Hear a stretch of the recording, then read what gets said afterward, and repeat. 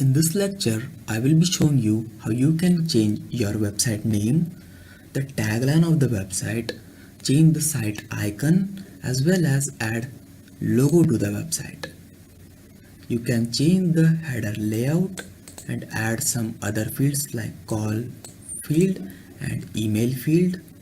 So let's get started. Okay, so it's very easy. First of all, let's try to change the website name. So let's go to dashboard. Now in the dashboard, head to the settings and settings general.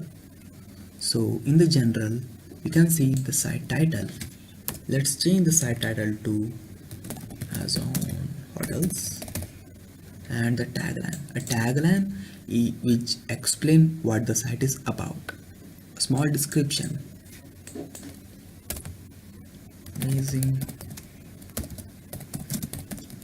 hotels for staying. Okay, so the site title and tagline has been changed. Let's refresh it and see if it's working.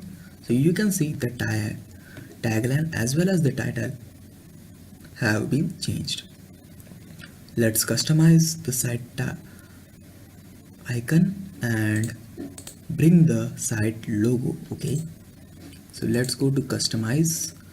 You can click on here to open the customizer. Now let's change the header style. Click on header layout. Let me show you again. Click on header layout, header layout 1 to header layout 2, and now you can see the changes are live. Click on header layout 2 and add some fields like call us on this number and email us on this is ID, and save it. So you will get these two fields. Now to change the logo, click on logo, add the logo and make the adjustments to fit the logo and click on publish. When you do it, you will be able to see it like this, and then just refresh it once to change the view. Thank you.